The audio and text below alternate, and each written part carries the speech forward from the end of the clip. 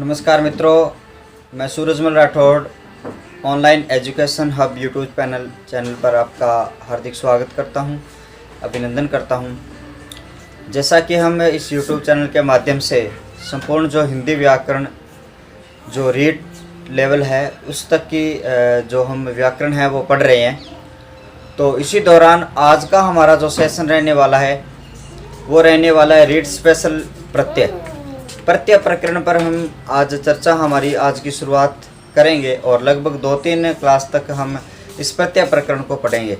और ये जो प्रत्यय प्रकरण है वो मेरे इस YouTube चैनल पर मेरा पहला ही टॉपिक है।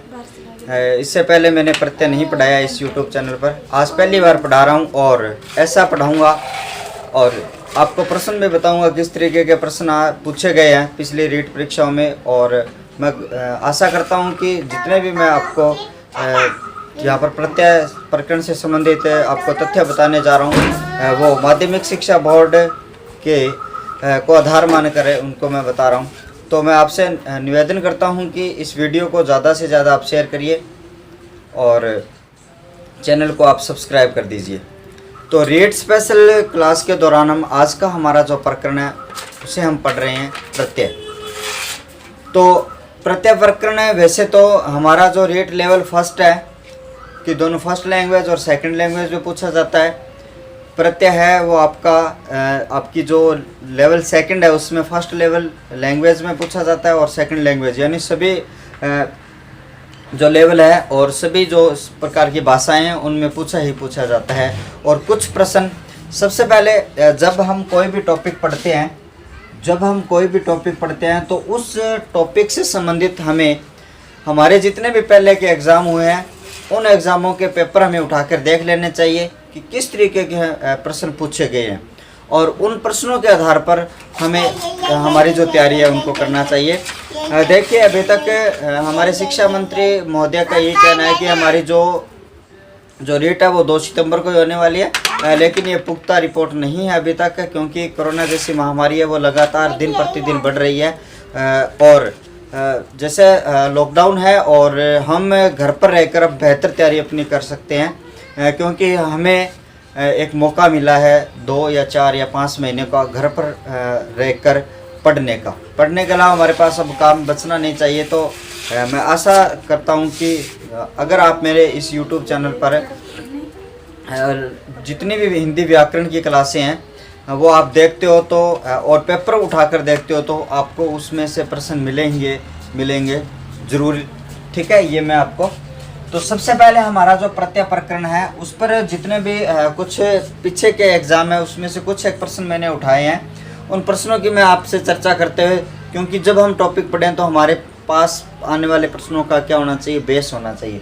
तो सबसे पहले जो हमारा पहला प्रश्न पूछा गया है, इन प्रत्यय का प्रयोग किस शब्द में नहीं हुआ है। पहला प्रश्न पूछा गया है, इन प्रत्यय का प्रयोग किस शब्द में नहीं हुआ है।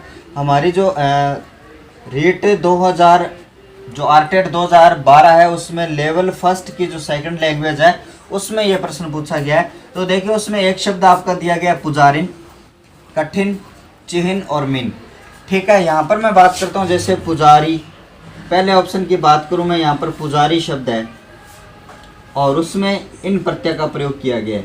तो आपसे पूछा क्या गया है, पुजारिन। यहाँ पर कठिन अपने आप में एक शब्द है, कठिन अपने आप में शब्द है, इसमें प्रत्यय का प्रयोग नहीं है, चिह्न में प्रयोग है नहीं, और मीन अपने आप में मूल शब्द है, ये एक विकारी शब्द में, इसमें भी प्रयोग नहीं किया गया है, इसमें भी प्रयोग नहीं किया गया। और ये जो आपका पुजारिन शब्द है आपको यहाँ पर पता चल रहा है पुजारी के साथ में इन जोड़ा गया है और इन प्रत्यय लगने से जो पुल्लिंग शब्द होते हैं वो क्या हो जाते हैं, स्त्रीलिंग में बदल जाते हैं। तो आपका जो पहला ऑप्शन है इसका क्या हो जाएगा, राइट हो जाएगा। ये पुजारी है जो आपका कौन सा है, विकारी शब्द है। ठीक है, अर्थात इसे मैं कहूँ संज्ञा शब्द है। ठीक है, यानी संज्ञा के पीछे प्रत्यय जुड़ा गया है। तो ये आपका जो इन प्रत्यय है वो कौन सा प्रत्यय है, तद्धित प्रत्यय। साथ साथ में ये भी मैं आपको बता देता हूँ। क्वेश्चन नंबर 2 की अगर मैं बात करूँ, कौन से शब्द में प्रत्यय नहीं है। यहाँ पर देखिए, ये जो है आपका जो प्रश्न है वो बड़ा डिपेंड करेगा, यहाँ पर हुआ है और यहाँ पर नहीं है, ये चीज़ आपको ध्यान रखनी है। 2011 की जो आरटेट है उसमें लेवल फर्स्ट का जो सेकंड भाषा है उसमें पूछा गया ये प्रश्न है कि कौन से शब्द में प्रत्यय का प्रयोग नहीं हुआ है। कोसों, इसमें कोस के साथ ओ जोड़ा गया है, कोसों बना दिया, ठीक है। इसमें बनना आपकी क्रिया है, उसमें एगे प्रत्यय जोड़ा गया, बनेगी बना दिया। उसमें दात्री शब्द है और उसमें तो प्रत्यय जोड़ा गया है, यानी इसमें प्रत्यय जोड़ा गया है, इसमें प्रत्यय जोड़ा गया है और कोश में वो प्रत्यय जोड़ा गया है। अर्थात आपका जो दान शब्द है उसमें प्रत्यय नहीं जोड़ा गया है, ठीक है। दान शब्द अपने आप में क्या है, मूल शब्द है, तो इसका प्रश्न क्या है, प्रत्यय नहीं है, तो इस शब्द में प्रत्यय का प्रयोग नहीं किया गया दान शब्द, ठीक है। तो इस तरीके से आपका प्रश्न पूछा जा सकता है। अगला क्वेश्चन इससे संबंधित यह है, कौन से शब्द में प्रत्यय का प्रयोग नहीं किया है। नहीं, ये तो सेकंड लैंग्वेज में पूछा गया, ये फर्स्ट लैंग्वेज में 2011 के आरटेट है, लेवल फर्स्ट के फर्स्ट पेपर में पूछा गया ये प्रश्न है। यहाँ पर लोग है, उसके साथ ओ जोड़ा गया है, यहाँ पर पशु के साथ में ओ जोड़ा गया है, यहाँ पर सदस्य के साथ में यहाँ पर ओ जोड़ा गया है। लेकिन ये जो पीढ़ी शब्द है ये अपने आप में एक अर्थपूर्ण शब्द है और इसमें कोई भी प्रत्यय नहीं जुड़ा गया, तो आपको ये छांटना है कि इसमें प्रत्यय नहीं है। तो आपका 4 नंबर ऑप्शन है वो बिल्कुल इसका सही हो जाएगा, इसमें प्रत्यय का प्रयोग नहीं किया गया, ठीक है। बात आपके समझ में आ रही है। अभी तक हम चर्चा कर रहे हैं, जो प्रश्न अभी तक पूछे गए उन प्रश्नों की मैं बात यहाँ पर कर रहा हूँ। चौथा क्वेश्चन क्या कह रहा है आपको कि इनमें से प्रत्यय से निर्मित शब्द कौन सा है। प्रत्यय से निर्मित यानी किस शब्द में प्रत्यय का प्रयोग किया गया, 4 ऑप्शन है। ये लेवल जो सेकंड है, 6 से 8 वाला जो लेवल है, उसकी जो फर्स्ट भाषा है उसमें 2015 की जो रीट है, जो आरटेट है, उसमें रीट में पूछा गया, ठीक है। आपको ऑप्शन देखिए, धैर्य शब्द दिया गया है, कुछ एक शब्द दिया गया है, खिलाफ दिया गया है, कोशिश दिया गया।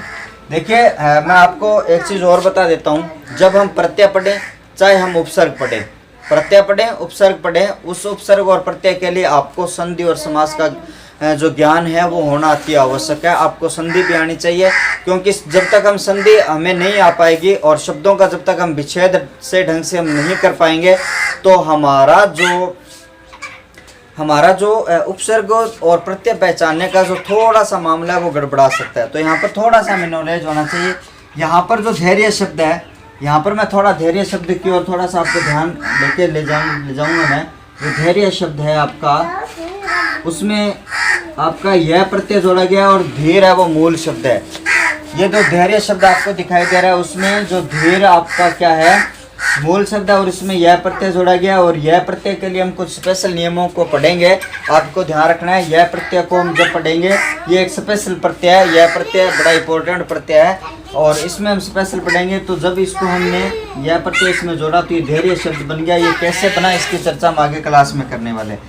इसके बाद में देखिए कुछ एक, यहाँ पर संधि न होकर यहाँ पर सीधा संयोग है, संधि नहीं है यहाँ पर, क्योंकि जब इस शब्दों को हम तोड़ेंगे तो क्या आएगा, कुछ और एक, और इन दोनों को जोड़ा अगर संधि होती है तो यहाँ पर ए है, यहाँ पर ए है और दोनों का ये रूप हो जाता और जुड़ने पर ये शब्द क्या हो जाता, कुछ एक हो जाता, ठीक है। लेकिन यहाँ पर सिंगल मात्रा दी गई, यहाँ पर संधि न होकर क्या है, यहाँ पर संयोग है। तो इसलिए मैं कह रहा हूँ आपको संधि का नॉलेज भी इधर होना चाहिए। यहाँ पर ये अपने आप में मूल शब्द है, ये भी मूल शब्द है, ठीक है, ये भी मूल आपका शब्द हो गया, यहाँ पर संयोग है। और आपको पूछा क्या गया है कि किस शब्द में समास का प्रयोग हुआ है, तो इसमें धैर्य में यह प्रत्यय का प्रयोग, ये प्रत्यय का प्रयोग है, यह प्रत्यय का प्रयोग इसमें किया गया। चौथा क्वेश्चन आपका 2015 में लेवल सेकंड की फर्स्ट लैंग्वेज में ये प्रश्न पूछा गया है। 5वें प्रश्न की अगर मैं बात करूं कि अस्वाभाविक शब्द में इनमें से क्या है, इनमें से क्या है, अस्वाभाविक शब्द है। देखिए इस प्रकार के प्रश्नों के लिए आपको तैयार रहना है। रेट में आप चाहे आप लेवल फर्स्ट दे रहे हो, चाहे आप लेवल सेकंड दे रहे हो, चाहे आपने सेकंड लैंग्वेज भरी है, चाहे आपने फर्स्ट लैंग्वेज भरी है, इस प्रकार के प्रश्न के लिए आपको तैयार रहना होगा। ये पूछा जा सकता है इस प्रकार का, क्योंकि उसमें संधि भी है, उसमें उपसर्ग भी लगाया हुआ है, उसमें प्रत्यय भी लगाया है। सबसे पहले मैं इस शब्द का विच्छेद करता हूँ। सबसे पहले मैं इस शब्द को पूरी तरीके से, मैंने ये कहा कि आपको संधि का नॉलेज होना अति आवश्यक है। जो अस्वाभाविक शब्द है आपका, अस्वाभाविक शब्द है, इसको हम क्या करते हैं, इसका बिल्कुल पद अन्वय कर देते हैं। सबसे पहले अगर इसको तोड़ेंगे, पहला जब डिवाइड करेंगे तो ये इस प्रकार से हो जाएगा, ए स्वभाव और इसके साथ में एक। तो आपको यहाँ पर क्या दिखाई दे रहा है, ए सबसे पहले यानी कोई भी शब्द है उससे पूर्व में जब जुड़ता है तो वो क्या होता है, उपसर्ग होता है, ये उपसर्ग है। और अंत में जुड़ता है वो क्या होता है, ये प्रत्यय है। ठीक है, तो सबसे पहले मैं इस प्रश्न को तो हल कर देता हूँ कि इसमें से क्या है, कि अस्वाभाविक शब्द में से इनमें से क्या है। यहाँ पर संधि और समास दोनों नहीं है, समास और उपसर्ग, यहाँ पर उपसर्ग तो समास इसमें नहीं है अभी।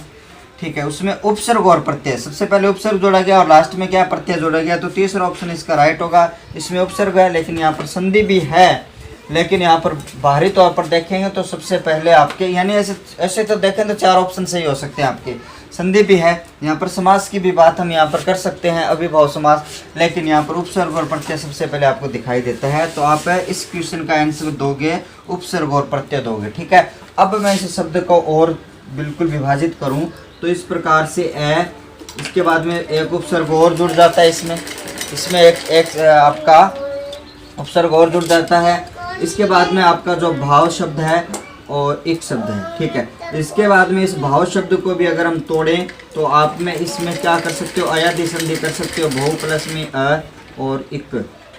तो इस शब्द को हम इस तरीके से अंतिम इसका आप तोड़ कर सकते हो। मैंने तो ये सिर्फ आपको बताया, लेकिन सबसे पहले आपका उपसर्ग और प्रत्यय आपसे ये पूछा गया है, उपसर्ग और प्रत्यय पूछा गया है। आवाज़ बहुत आसी। ठीक है, इसके बाद में अगले छठे क्वेश्चन की अगर मैं बात करूं, छठे क्वेश्चन की अगर बात करी जाए तो छठा क्वेश्चन आपका क्या है, तो छठे क्वेश्चन में है कि वह तत्सम शब्द, क्वेश्चन पर बिल्कुल आपको ध्यान देना है कि वह तत्सम शब्द जिसके साथ उपसर्ग व प्रत्यय का प्रयोग किया गया। आपको तत्सम शब्द भी छांटना है, तत्सम शब्द भी छांट लेना है आपको, और तत्सम शब्द छांटने के बाद में उसमें यह चीज़ आपको देखनी है कि उस शब्द में उपसर्ग भी लगा है या प्रत्यय लगा है, दोनों। ठीक है, उपसर्ग और प्रत्यय, इसमें उपसर्ग यहाँ पर यह प्रत्यय लगा है, उपसर्ग तो इसमें है ही नहीं, तो काट दो। यानी आप जब भी एक पेपर में जाओ तो ऑप्शन काटते हुए करिए पेपर को। ठीक है, यहाँ पर ता लगा हुआ है आपका प्रत्यय, उसमें उपसर्ग है नहीं, मानव शब्द है, इधर भी मानव शब्द है। ठीक है, उसके बाद में आपका ए उपसर्ग लगा हुआ है, प्रत्यय इधर लगा हुआ नहीं, ये भी ऑप्शन कट जाता है, यानी 3 ऑप्शन तो कट गए, आपके सामने एक ऑप्शन बचा। अब जो विखंडित शब्द है बचा है उसकी बात अगर करें तो विखंडित में वी उपसर्ग है, खंड आपका तत्सम शब्द है और इत आपका क्या है, प्रत्यय है, विखंडित। अब सबसे पहले विखंड करें, उसमें इत प्रत्यय जोड़ेंगे तो आपका शब्द क्या बन जाएगा, विखंडित बन जाएगा। तो ये प्रश्न आपसे पूछा गया था, ऐसा तत्सम शब्द बताना है जिसमें उपसर्ग भी लगा और प्रत्यय भी लगा, 4 नंबर ऑप्शन हो जाएगा आपका। जो 2015 का जो लेवल फर्स्ट है उसके फर्स्ट लैंग्वेज में ये क्वेश्चन है पूछा गया है। ठीक है, अगले शब्द की बात करूं, और ये शब्द भी आपको बड़ा, एक प्रत्यय का भी आपको बिल्कुल ध्यान रखना है। एक प्रत्यय है, सीधा प्रश्न पूछा गया है कि निम्नलिखित शब्दों में कौन से में एक प्रत्यय है। ठीक है, मैंने वापस कहा कि संधि का नॉलेज होना आवश्यक है। जो प्रत्येक शब्द है उसमें क्या है, प्रत्यय प्लस एक, यानी यण संधि का प्रयोग किया गया है। ठीक है, पहला ऑप्शन नहीं होगा। दूसरे ऑप्शन में वापस बात करें, अन उपसर्ग का प्रयोग किया गया, यहाँ पर अन और एक, यानी यहाँ पर उपसर्ग है, प्रत्यय है ही नहीं। ठीक है, यहाँ काट दो, यहाँ पर ये अर्जित अपने आप में ये शब्द है।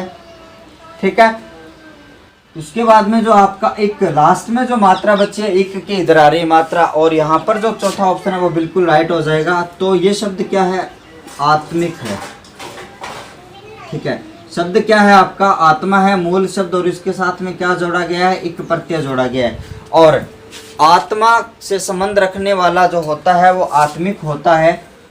और जब हम एक प्रत्यय पढ़ेंगे तो एक प्रत्यय हमें तदित प्रत्यय उसका जो संबंधवाचक है तदित प्रत्यय, उसके अंतर्गत हम एक प्रत्यय को पढ़ेंगे, और एक प्रत्यय से बनने वाले शब्द है वो संबंधवाचक तदित प्रत्यय होते हैं। तदित प्रत्यय हमेशा संज्ञा, सर्वनाम और विशेषण के साथ जुड़ते हैं। ये आपकी एक तरीके की संज्ञा है, ये क्या है, आपकी एक तरीके की संज्ञा है, और ये आपकी जातिवाचक संज्ञा है। ठीक है, तो इस तरीके से कुछ एक 7 क्वेश्चन मैंने लिए थे, और जो प्रत्यय प्रकरण से संबंधित है वो रीट में पूछे गए थे। केवल मैं रीट की बात कर रहा हूँ, बहुत सारे एग्जाम है जिसमें सीधे सीधे इक और आपका ए प्रत्यय और यह प्रत्यय, इत प्रत्यय, या बहुत सारे प्रत्यय, ता प्रत्यय, तो प्रत्यय, ये सारे पूछे गए हैं। और अब इसके बाद भी मैं डिटेल से बात करने वाला हूँ, और आगे किस प्रकार से और प्रश्न पूछे जा सकते हैं उनकी भी चर्चा करूंगा। तो ये 7 प्रश्न आपको आपकी एक आधारशिला है, वो आधारशिला रख सकते हैं और किस तरीके से पेपर में आ सकते हैं। ठीक है, अब मैं आगे बात करने वाला हूँ जो और क्वेश्चन है हमारे उन प्रत्यय के ऊपर पूरी चर्चा हम शामिल करें। सबसे पहले अगर हम बात करें, हमारे सामने जो प्रत्यय शब्द लिखा है उसी शब्द से हम हमारी कहानी है वो आज की हम शुरू करेंगे। तो देखिए, प्रत्यय है उसमें क्या चीज़ें हैं। प्रत्यय शब्द है, उसमें जब उसका पदान्वय करेंगे, ठीक है, तो आप इस तरीके से इसको क्या कर सकते हो, प्रति प्लस में अय। प्रति भी आपका एक शब्दांश है और यह अय भी आपका क्या है, एक शब्दांश है। यानी आप बात करें कि प्रत्यय शब्द है उसमें कोई भी मूल शब्द नहीं है, दोनों ही शब्दांश है, एक पूर्व में जुड़ा है और एक अंत में जुड़ा है। प्रति उपसर्ग और अय प्रत्यय। अगर इसमें संधि की अगर बात करी जाए तो इस शब्द में संधि कौन सी हुई है आपको पता है, यह से पहले आधा है, यण संधि हुई है। ठीक है, यण संधि यहाँ पर हमने कर रखी है। प्रति उपसर्ग है जिसको हमने पढ़ा था, जिसका तात्पर्य क्या होता है, पीछे। और अय का तात्पर्य हम यहाँ पर क्या लेते हैं, आना। यानी उपसर्ग और प्रत्यय जितने भी होते हैं वह शब्दांश होते हैं और उनका अलग अलग शब्दों के साथ में वो अपना अर्थ है वो बदलता जाता है। तो यहाँ पर अय का अर्थ हम क्या लेते हैं, आना लेते हैं, और प्रत्यय का मतलब क्या होता है, पीछे होता है। तो इस तरीके से जो हमारा प्रत्यय शब्द है इसका शाब्दिक अर्थ की बात मैं यहाँ पर करूँ तो यहाँ पर मैं लिख देता हूँ, प्रत्यय का जो शाब्दिक अर्थ है, प्रत्यय का जो शाब्दिक अर्थ होता है वो क्या होता है, पीछे आना। ठीक है, रेट में इस प्रकार के क्वेश्चन नहीं पूछे जाते हैं, लेकिन हम पूरे टॉपिक की चर्चा करें तो हम एक एक चीज़ को हल करते जाएंगे। रेट ही क्यों, एसआई के अंदर आपकी जो हिंदी व्याकरण है वो पूरी विस्तृत तरीके से लगती है, तो उसके लिए भी आपको व्याकरण यहीं से पढ़ लेनी है। तो इसका जो शाब्दिक अर्थ होता है वो पीछे आना होता है। ठीक है, एक जो इम्पोर्टेंट बात मैं अब आगे बताने वाला हूँ, अभी मैंने ये कहा है कि प्रति के साथ में जब हमने अय जोड़ा, दोनों ही क्या अपने आप में शब्दांश। हमने उपसर्ग में भी बात की थी और हमने प्रत्यय में भी बात की है कि जो प्रत्यय और उपसर्ग होते हैं वो हमेशा शब्दांश होते हैं, हमें शब्द नहीं मानने। ठीक है, अब मैं आपको बता रहा हूँ, आपका जो उपसर्ग है और जो प्रत्यय है, उपसर्ग है और जो प्रत्यय है वो हमेशा किसके साथ जुड़ते हैं, विकारी शब्दों के साथ जुड़ते हैं। ये चीज़ आपको ध्यान रखनी है।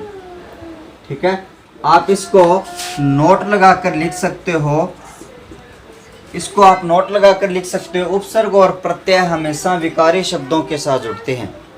ठीक है, न कि विकारी शब्दों के साथ में, ये अविकारी शब्दों के साथ में नहीं जुड़ेंगे, यह हमेशा विकारी शब्दों के साथ जुड़ेंगे। और विकारी शब्द कितने होते हैं, 4 होते हैं, संज्ञा, सर्वनाम, विशेषण और क्रिया, ये 4 होते हैं, इनके साथ हमेशा जुड़ने वाले हैं ये। ठीक है, छोटा सा इसका स्ट्रक्चर आप बना लेना। इसकी संरचना की अगर बात करूं मैं, इस आधार पे जो मैंने ये भी लिखा है, इस आधार पर बात करें तो सबसे पहले हम क्या जोड़ सकते हैं, उपसर्ग हम जोड़ेंगे और उसके बाद में हम क्या जोड़ेंगे, एक विकारी शब्द हम जोड़ेंगे और उसके बाद में हम क्या जोड़ देंगे, एक प्रत्यय हम जोड़ देंगे। तो ये आपकी संरचना रहने वाली है। ये जो आपका विकारी शब्द है उसके जब पूर्व में हमने जोड़ा उसे हम क्या कहते हैं, उपसर्ग कहते हैं। आगे नहीं कहना है कि विकारी शब्द के आगे, आगे यहाँ पर गलत होता है, बिल्कुल सरासर हम गलत कहेंगे, आगे यहाँ पर गलत होता है। और अंत में जो जुड़ता है, और अंत में जो जुड़ता है उसे हम क्या कहेंगे, प्रत्यय कहेंगे। एक उदाहरण की अगर बात करूं, हमने एक उदाहरण की भी बात की थी। जैसे मान लो आपके सामने एक अधि उपसर्ग है, आत्मा मूल शब्द है, आपका विकारी शब्द है, और एक आपका क्या है, प्रत्यय है। ठीक है,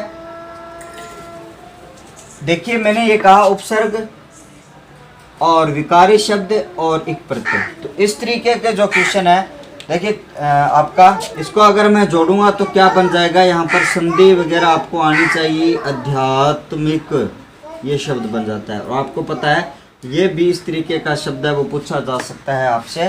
तो मैंने यही कहा है कि उपसर्ग और प्रत्यय हमेशा विकारी शब्दों के साथ जुड़ते हैं, अविकारी शब्दों के साथ कभी नहीं जुड़ते। ये चीज़ आपको ध्यान रखनी है। ठीक है, तो अब हम किसकी ओर लौटते हैं, एक परिभाषा की ओर लौटते हैं। जब परिभाषा हम पढ़ेंगे तो मैं आपको परिभाषा के बाद में कुछ और चीज़ें बताने वाला हूँ।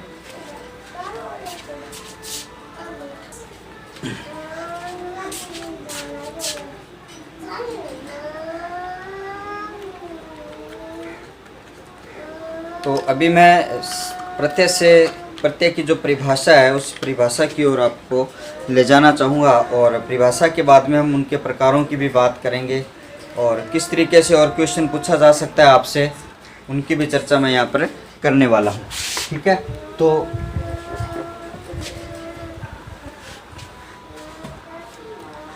सबसे पहले मैंने बात की कि ये एक शब्दांश है। ठीक है, ये क्या है? शब्दांश है, और ये विकारी शब्दों के कहाँ जुड़ते हैं? अंत में जुड़ते हैं। बस ये चीज़ आपको ध्यान रखनी है। पै से, ठीक है, पै से आप पीछे, अंत आप याद ना रखो तो पीछे याद रख लेना। पै से पीछे, ऊ से आगे, सॉरी ऊ से आप पूर्व याद रखोगे, आगे का तात्पर्य आप, ठीक है, आगे रखोगे। अब हम बात करें परिभाषा की। परिभाषा क्या होती है आपके प्रत्यय की? मैंने कहा ये एक शब्दांश होते हैं, तो उसी से हम परिभाषा की शुरुआत करेंगे कि वे शब्दांश किसी मूल शब्द को छोड़ दीजिए। हम एक पुराने ढर्रे से पढ़ते आ रहे थे, मूल शब्द मूल शब्द। वे शब्दांश किसी विकारी शब्द के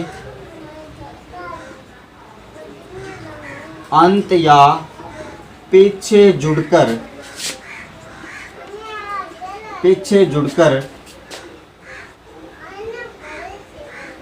नया अर्थ ग्रहण करे,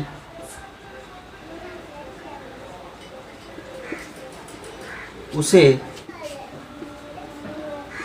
प्रत्यय कहते हैं। उसे क्या कहते हैं?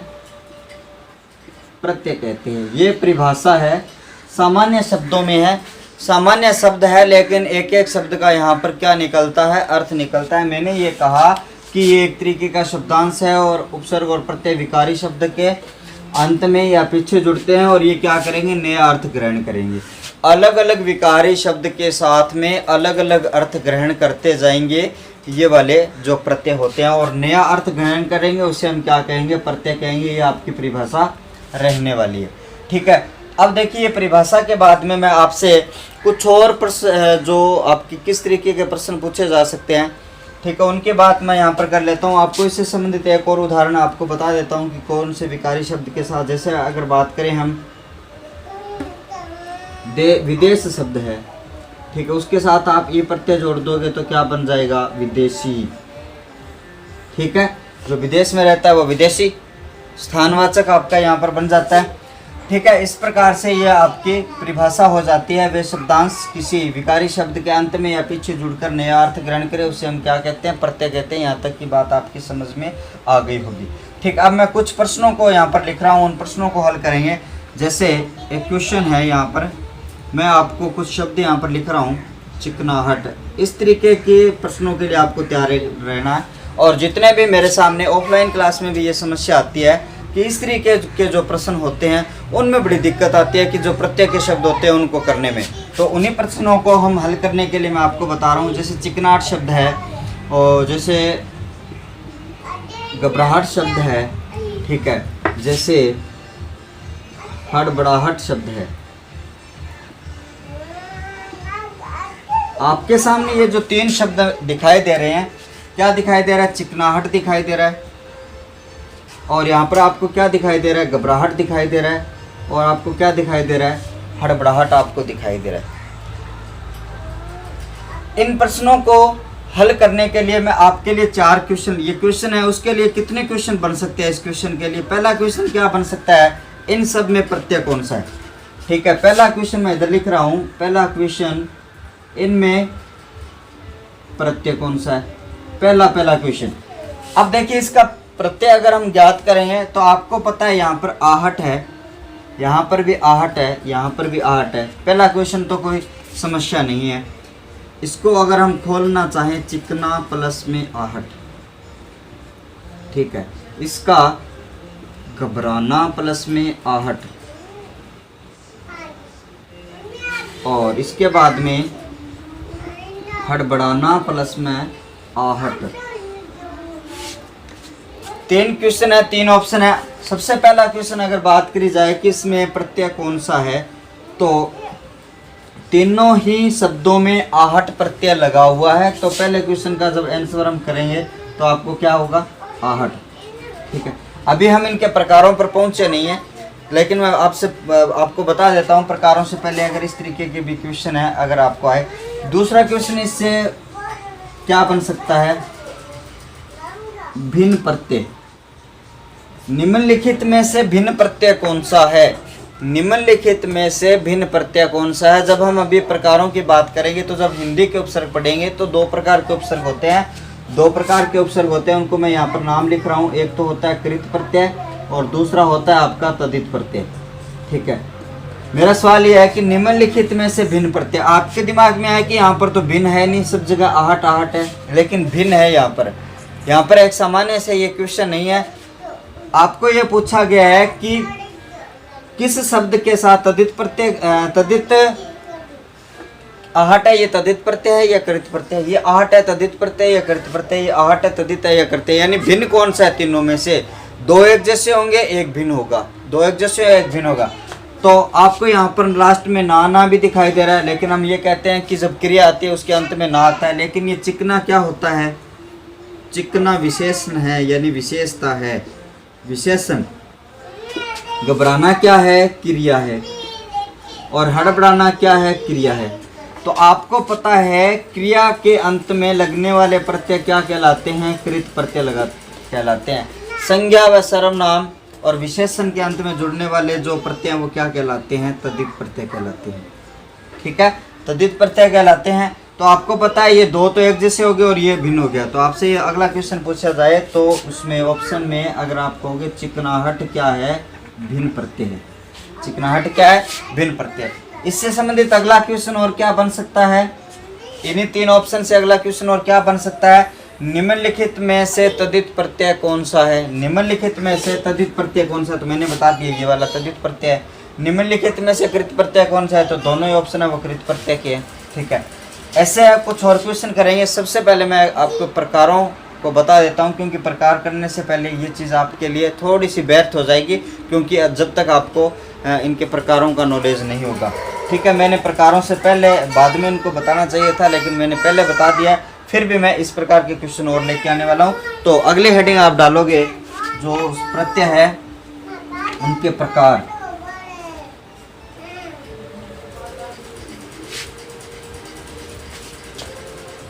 अगली हेडिंग की बात हम करें तो अगली हेडिंग कौन सी डालेंगे, प्रत्यय के प्रकार।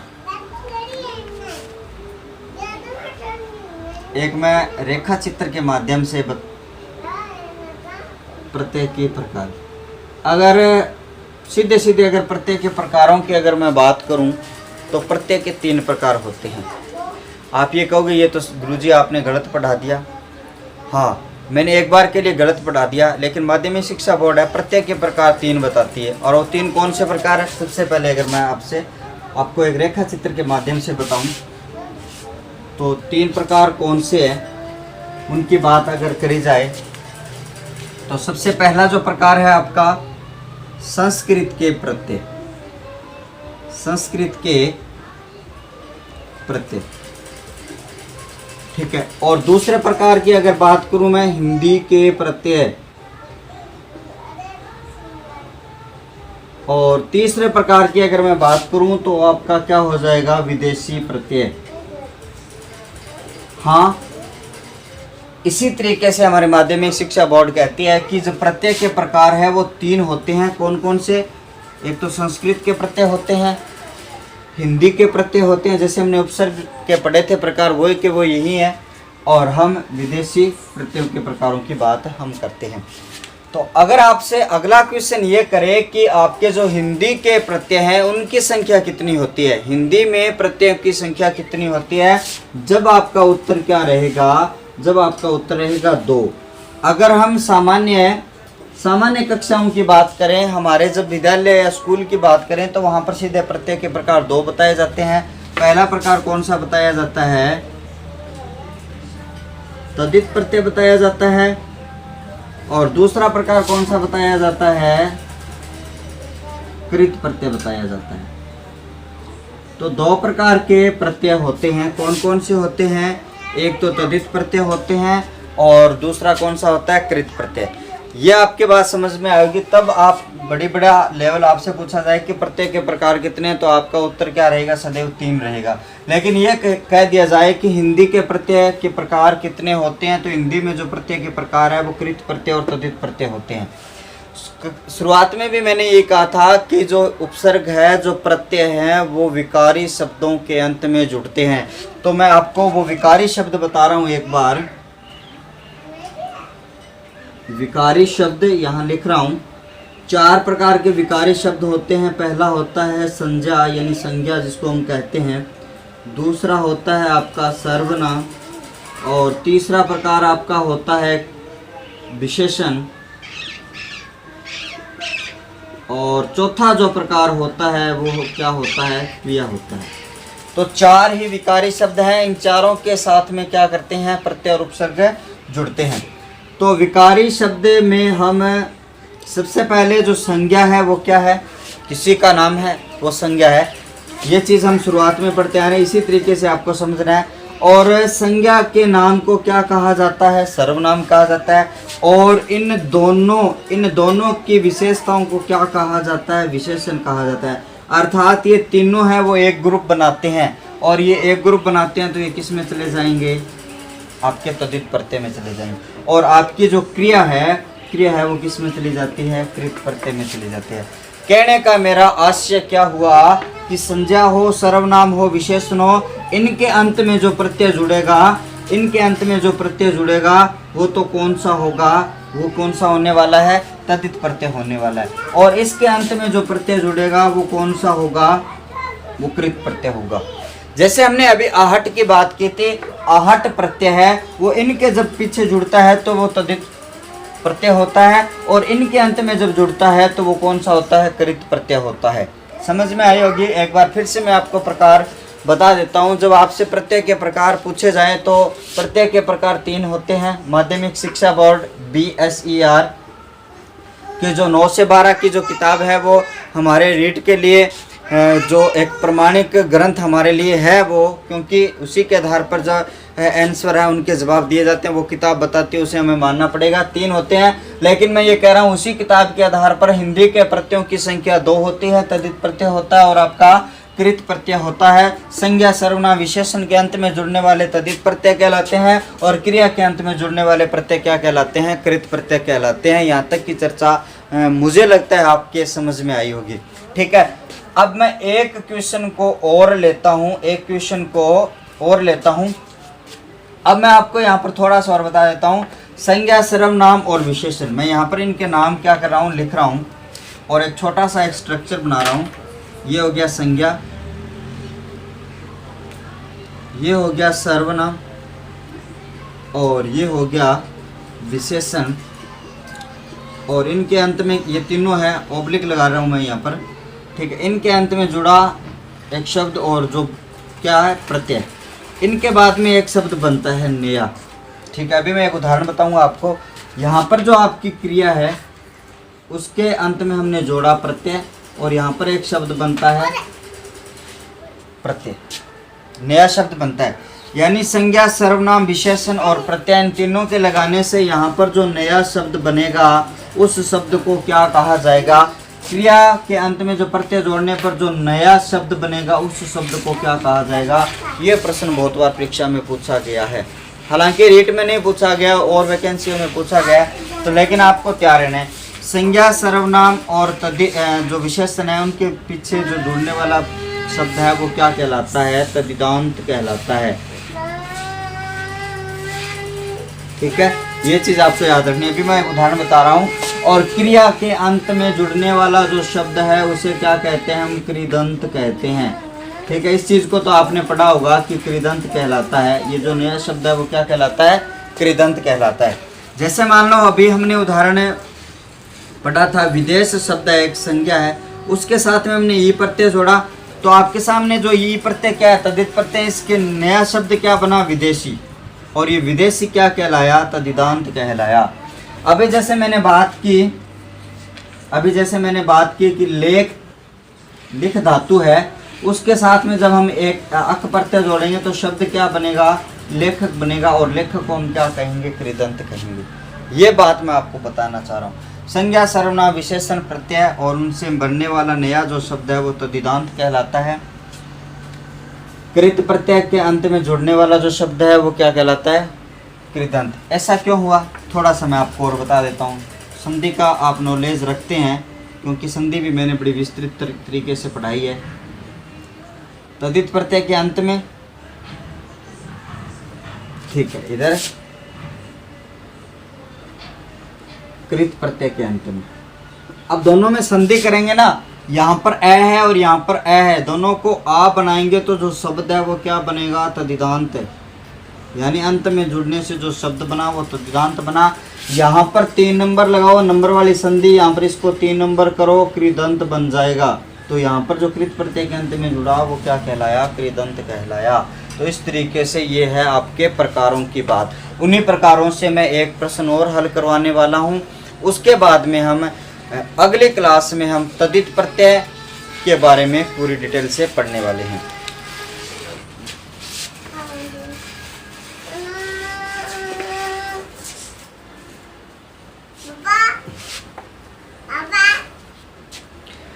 अब देखिए, जो हम प्रकार हमने अभी बताए हैं उन प्रकारों के ऊपर मैं आपसे, एक शब्द है आपका सपेरा और एक शब्द है आपका ममेरा। केवल मैं आपको उदाहरण बता रहा हूँ, इस तरीके के उदाहरण है, वहाँ पर कंफ्यूजिंग होती है। जब आप एग्ज़ाम हॉल में बैठे होते हो तो वहाँ पर सब आपको जो एक जैसे लगते हैं। सपेरा हो गया, ममेरा हो गया और फुपेरा हो गया और आपका लुटेरा हो गया। 4 शब्द आपको यहाँ पर दिखाई दे रहे हैं और चारों शब्दों की अगर मैं आपसे बात करने वाला हूँ, देखिए वो 4 क्वेश्चन यहाँ पर मैं बनाने वाला हूँ। पहला क्वेश्चन कौन सा बनाऊंगा कि इनमें प्रत्यय कौन सा है, चारों शब्दों में प्रत्यय कौन सा लगा हुआ है। आपको यहाँ पर पता है एरा प्रत्यय है, यहाँ पर भी क्या है? एरा प्रत्यय है। यहाँ पर भी आपको क्या दिखाई दे रहा है? एरा प्रत्यय दिखाई दे रहा है। यहाँ पर भी आपको क्या दिखाई दे रहा है? एरा प्रत्यय। यानी जो चारों ही शब्द आपको दिख रहे हैं उन चारों में कौन सा प्रत्यय लगा हुआ है? इन चारों में एरा प्रत्यय लगा हुआ है। तो पहला क्वेश्चन है, उसका आंसर आपको मिल जाता है। सपेरा में एरा प्रत्यय है, ममेरा में एरा प्रत्यय है, फुपेरा में एरा प्रत्यय है, लुटेरा में एरा प्रत्यय है।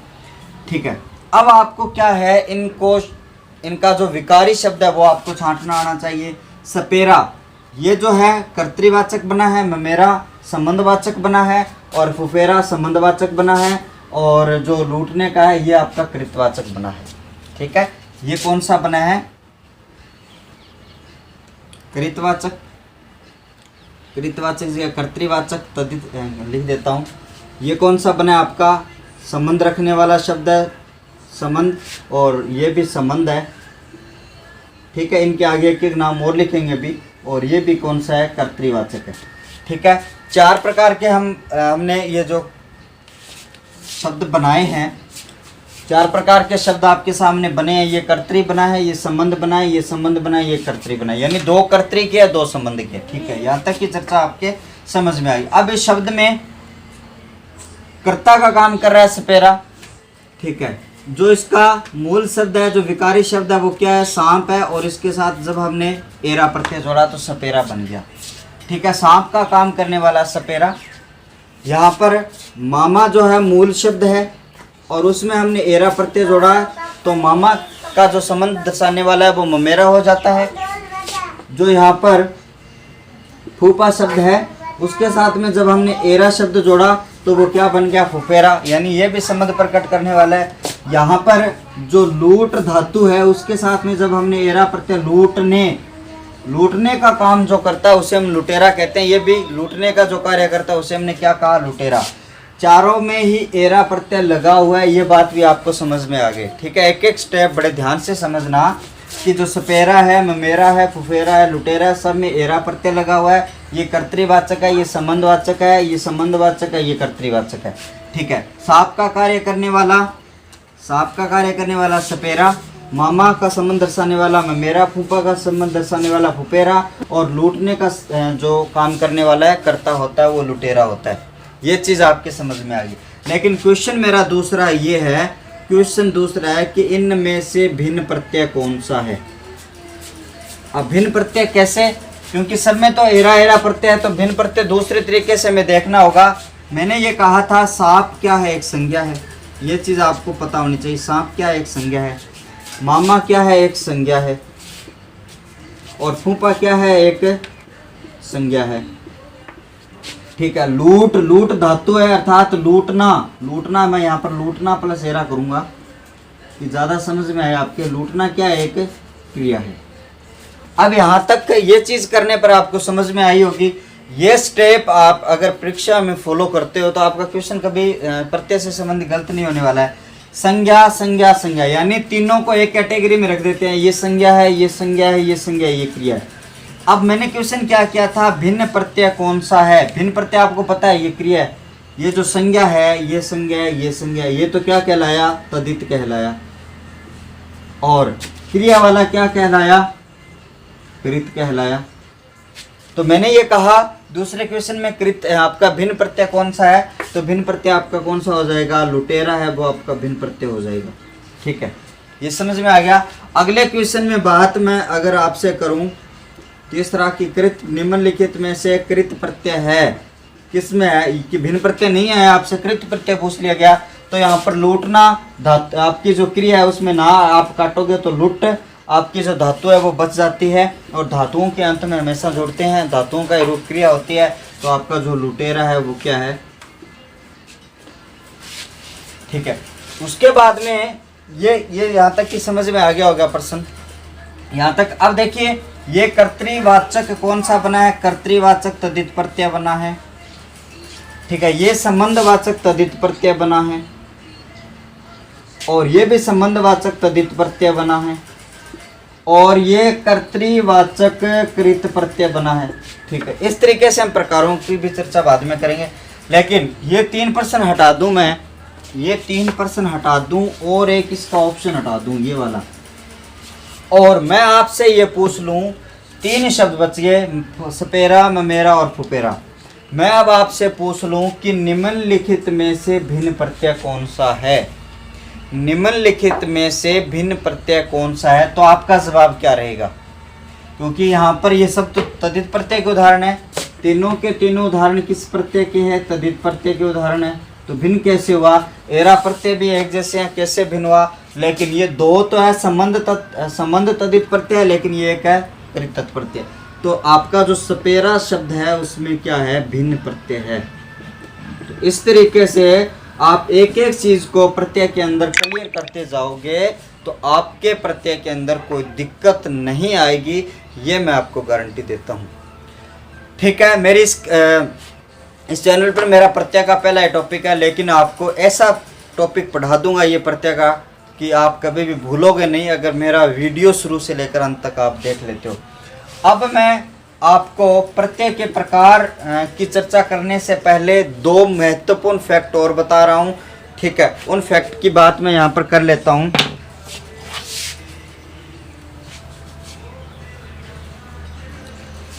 आप इससे जो उसके लिए आप हेडिंग डालोगे, प्रत्यय जोड़ने के नियम। ठीक है, प्रत्यय जोड़ने के नियम अमूमन हम पढ़ते हैं। प्रत्यय जोड़ने के जो नियम है, एक नियम की बात, 2 नियमों की बात मैं यहाँ पर करने वाला हूँ। सबसे पहले यदि, पहला नियम है, यदि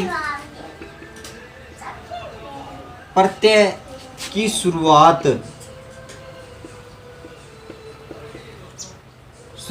स्वर से हो, स्वर से हो तो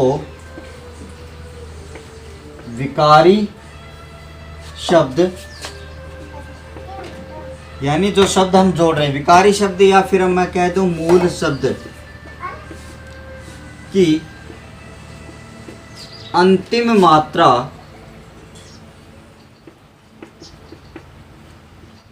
का लोप करके प्रत्यय जोड़ देते हैं। क्या कर देते हैं, प्रत्यय जोड़ देते हैं। ठीक है, पहला नियम क्या है, मैंने ये कहा यदि प्रत्यय की शुरुआत अगर स्वर से हो, यानी स्वर से शुरू होने वाले जितने भी प्रत्यय हैं उन सब प्रत्ययों के लिए, चाहे वो कृत है चाहे तदित है, चाहे वो स्वर है वो तदित प्रत्यय है चाहे कृत प्रत्यय है, अगर शुरुआत हो रही है तो जो विकारी शब्द हम जोड़ रहे हैं उसकी जो अंतिम मात्रा है, उस अंतिम मात्रा को क्या कर देते हैं, हम हटा देते हैं, लोप कर देते हैं और वो प्रत्यय जोड़ देते हैं। देखिए उदाहरण की बात मैं अगर करूं, आपका विकल्प है वो एक विकारी शब्द है। विकल्प क्या है, विकारी शब्द है। इसके साथ में अगर मैं एक प्रत्यय जोड़ूं, यानी एक प्रत्यय मैं जोड़ूं, ये विकारी शब्द हो गया, और इसके साथ में जो एक प्रत्यय है इसकी शुरुआत किससे है, ये स्वर से है। तो ये पहला नियम हम फॉलो करेंगे। पहला नियम फॉलो करेंगे तो एक प्रत्यय के लिए हम क्या करेंगे, मूल शब्द की अंतिम मात्रा को क्या कर देंगे, हटा देंगे। इसको हटा दिया हमने, और अब क्या कर देंगे, जोड़ देंगे। ठीक है, और इसका जो बन जाएगा वो वैकल्पिक बन जाएगा, यानी एक प्रत्यय एक जगह और परिवर्तन करता है, उसकी मैं आगे जाके जो शब्द है वो वैकल्पिक बन जाता है।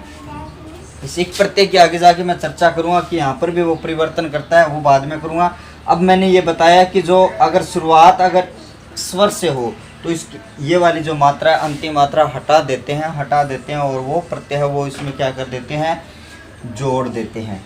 ठीक है, उसके बाद में अगर मैं आपसे बात करूं, अगर हमने ना हटाते तो उसके यहाँ पर ए आए, यहाँ पर ई आई है, और ए और ई क्या बन जाता, ए बन जाता, संधि का नियम लग जाता है, इसलिए हमें क्या करना होता है, उसको हटाना होता है। इसका जो दूसरा नियम है, उसका दूसरा नियम है वो क्या कहता है, इधर मैं इसका शब्द लिख देता हूँ, वैकल्पिक। दूसरा नियम है, यही लिख रहा हूँ। दूसरा नियम आपका क्या कहता है, यदि प्रत्यय की शुरुआत स्वर ना हो, यानी व्यंजन हो, व्यंजन से हो तो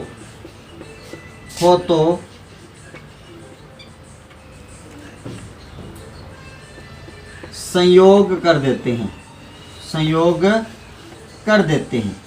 अब संयोग करेंगे, संधि सुंधि कुछ नहीं लगाएंगे, ना को हटाएंगे ना जोड़ेंगे, सीधा क्या कर देंगे, दोनों का संयोग कर देंगे। उदाहरण देखिए, दुकान है, उसमें दार प्रत्यय जोड़ना है आपको। मैंने ये कहा कि दै से शुरू हुआ है, अर्थात व्यंजन से शुरू हुआ है, और व्यंजन से शुरू हुआ है तो ना तो हमें इसकी मात्रा हटानी है, ना संधि करनी है, कुछ नहीं करना है, आपको सीधा सीधा दोनों का संयोग है वो कर देना है, दुकानदार बना देना है। तो ये दो नियम है। अगर हम प्रत्यय को जोड़ेंगे, अगर हम शुरुआत जो आपके प्रत्यय की शुरुआत अगर स्वर से हो रही है तो हर जगह पर आप मूल शब्द की अंतिम मात्रा हटाते जाओगे और जो प्रत्यय है वो जोड़ते जाओगे।